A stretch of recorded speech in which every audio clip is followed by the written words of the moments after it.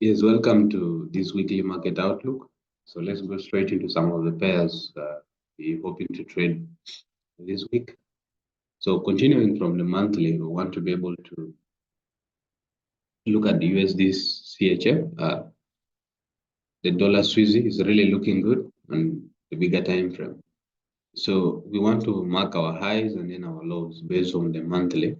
So if you look at this will be our monthly high, and then these highs, the same way you could even mark these are the highs, and as you continue to go, and then we have our lows, which are these. So once we've marked this, we want to be able to mark our structural break where price broke from a strong break. So we have a strong break here.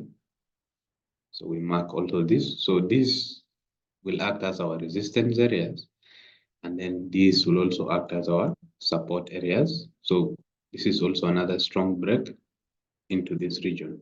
So once we have that on the monthly, we can come to the weekly, and on the weekly, this is what we have. It will just clearly tell us where our supports and resistance levels are. So we can clearly tell from here that this is our resistance level, and then this is our support level. Then coming on to the daily, this is what we have. So you can now clearly see that this is our resistance level, and then down here is our support level.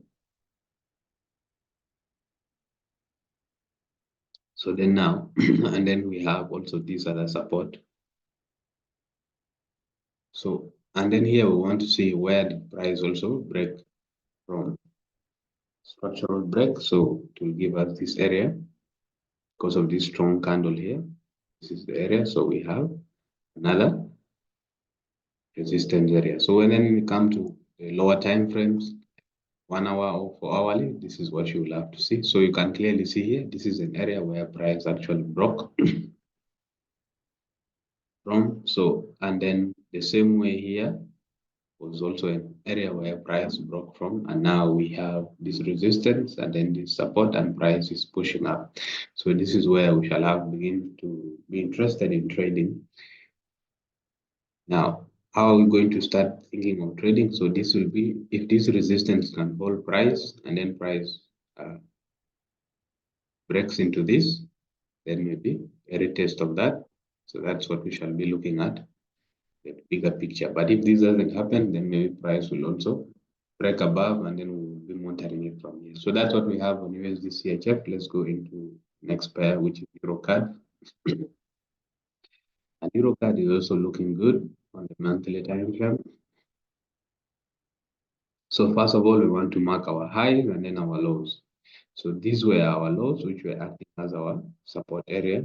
And now we have these as our highs. These areas as our highs, acting as our resistance area. And then we also have these lows, which are also acting as our support.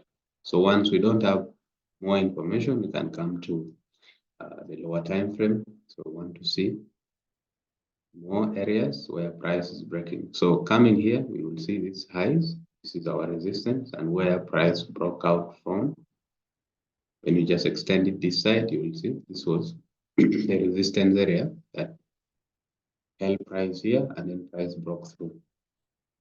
The same way we have this area here for our where price broke through, and that is our support. So once we don't have any more information, we can come on to the daily.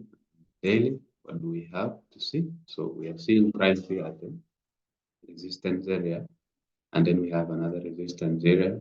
So, but if you look at these rejections here, it looks like price may have to break this. So then when you come to our lower time frame,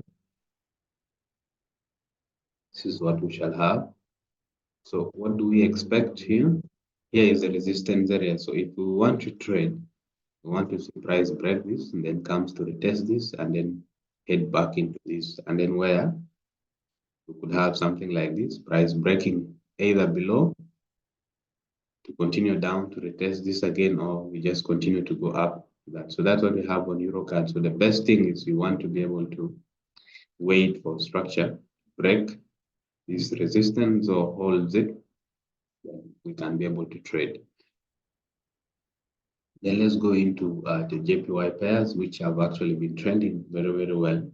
Let's go into GJ. GJ, we want to look at it also from the monthly time frame and see how we want to trade it. So GJ on the monthly, this has been our monthly high. Okay. And then we have our lows, which are down here. Let's do this. These are our lows. And then now when we come to the weekly on GJ, this is what we have. So on the weekly, you can clearly see that this area has actually been a resistance area, holding price for long. And then we have this structural break area here. And then also we have another structural break area here. So these are our support, and then resistance. When you come to the daily, this is what we have. So we also have another structural break here. That as our support. So then now, how do we want to trade this? Yeah, if we are going to trade this, we want to be able to see how price will be able to break. The price will be able to break below this. If it does, then we can actually begin to go for sales. So what do we want to see? We want to see break of this and then retest it for price to continue into these areas. Otherwise, if price goes all the way up here, that's when we shall also look for trading opportunities. So that's what we have for this week. And then coming onto the calendar, you need to be able to see the fundamental events that are coming up. So on Monday, we really don't have anything much. Then coming on to Tuesday, that's when we have the Clement count change on pound. And then coming on to later Tuesday evening, we have the CPI for the USD. And then on Wednesday, the GDP for pound. And then later on that 30, the bond auction. And then final on Thursday, we have core PPI.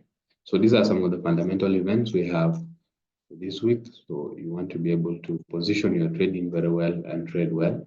So